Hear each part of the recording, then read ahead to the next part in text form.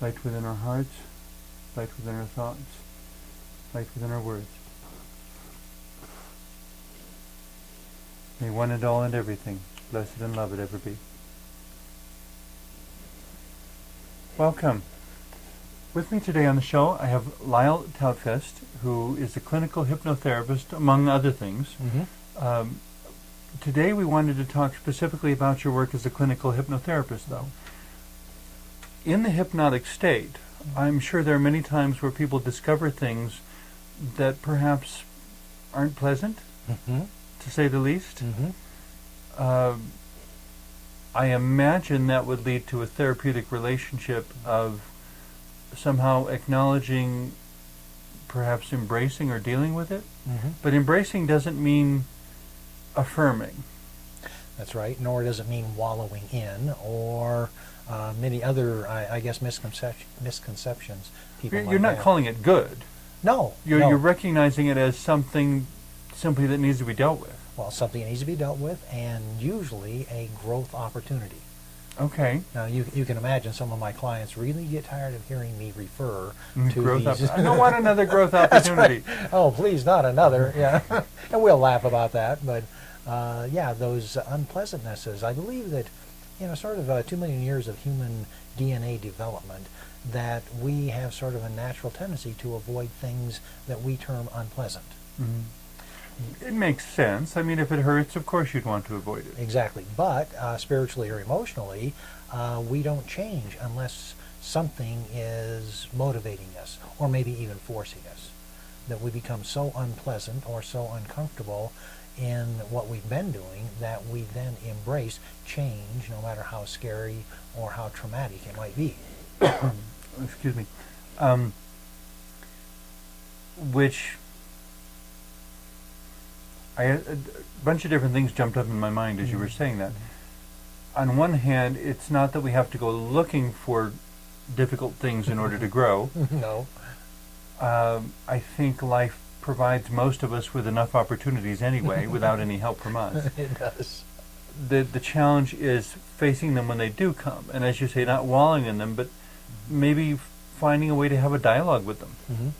Well, that's interesting you should put it that way, because I find within hypnosis, that's usually what I wind up doing, is whatever the... You having a dialogue with their... No, them having a dialogue with those difficulties in their lives.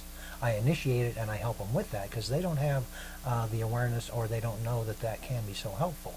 So if there's some trauma or other, then I help them initiate a dialogue between them and that trauma or that unpleasantness or whatever that might be. As if it were a third person in the room. And in my mind, and I know my clients don't always treat it that way, but within my mind, I treat them as if they are a person.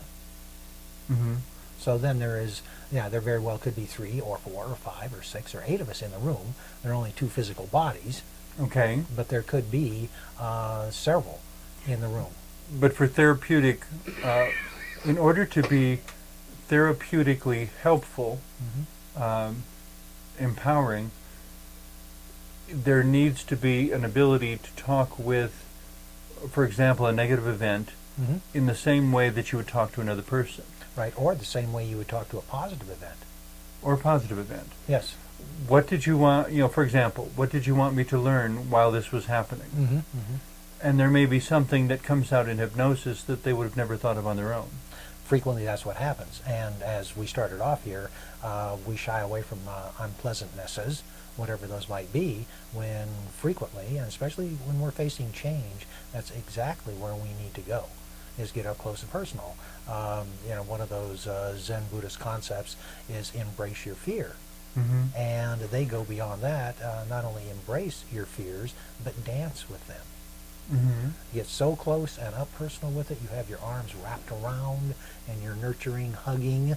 Now, hopefully, you're hoping it's going to just change and transform, but if you try to keep it at arm's length, you're never going to learn the lesson. You're never going to benefit from that opportunity, whatever it is. I don't remember who said it, but the phrase comes to mind, what you resist persists. Yes, that's right. Uh-huh. But there's also, and I'm sure you've run into a lot also, people who demonize fear. Oh, absolutely, yeah. Don't live in fear. Don't You know, anytime there's fear, something's wrong. Mm-hmm. I appreciate the biblical verse that says perfect love casts out fear. I think there's some dimensions of that can give good food for thought. In addition to that, however, I tend to think of fear as a guardian angel with a very shrill, unpleasant voice who has a message to convey. Mm-hmm. And once I have heard the message, the mission has been accomplished. The angel has no reason for being there, and it leaves. Mm-hmm. You know, once you have addressed whatever the fear is trying to tell you, the fear has no reason for being there, and it goes away.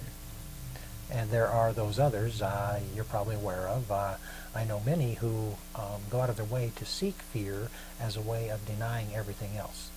It's very distracting. Yeah, adrenaline junkies come to mind. Mm-hmm. I've known a number of those, and I believe I was probably guilty of that myself. And not that there's anything inherently wrong with bungee jumping or No, all these no. other risky activities. No.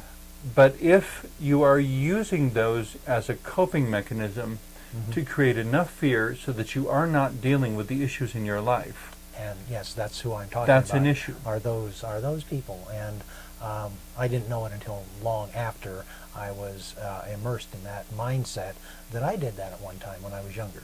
Okay. That I was enough of an adrenaline junkie, and I would seek out dangerous situations. And at the moment, I didn't realize that I was doing that, so I didn't have to do other things.